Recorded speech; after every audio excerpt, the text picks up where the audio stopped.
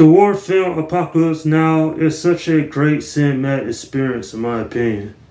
Now, despite this one being over 40 years old, it's still one of the better war films over the last few decades. Now, for the record, this is my review of the Redux edition, and the only reason I'm doing this is because I wanted to know the full plot of this one. Plus, there's 49 minutes of additional footage that is not in the theatrical cut. So the story of this one is that it follows U.S. Army Captain Benjamin Willard, who is serving his third tour in the Vietnam War. His secret mission is to take out Colonel Walter Cutts, who is a highly decorated officer from the United States Army Special Forces, and he has gone rogue.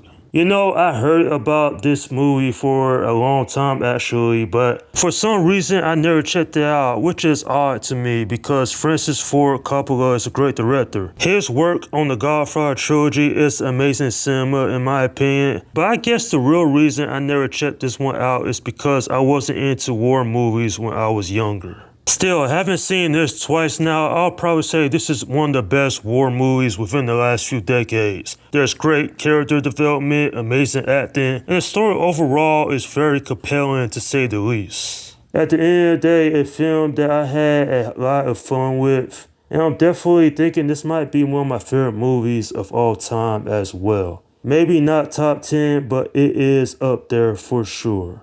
The director, Francis Ford Coppola, does such an amazing job with this one.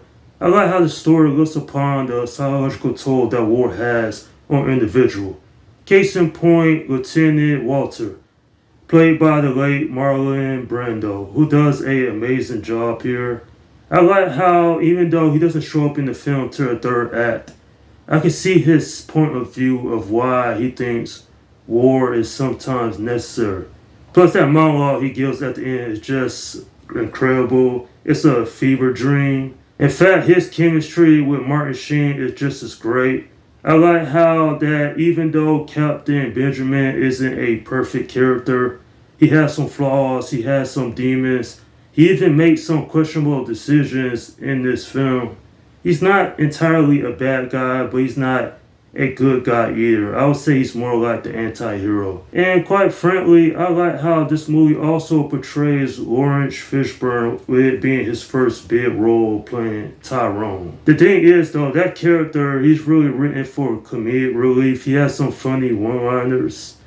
And you know, while he doesn't have a big role overall, I too thought it was pretty good for what it was. This story right here, it's incredible. I like the music. But what this film does, the Redux version that is that it explores the deleted scenes that Francis Coppola didn't want to get rid of in the first place. Overall, this is without question one of the greatest movies of all time with interesting characters, a compelling story, and just being thought-provoking with all of the themes that are presented throughout this one.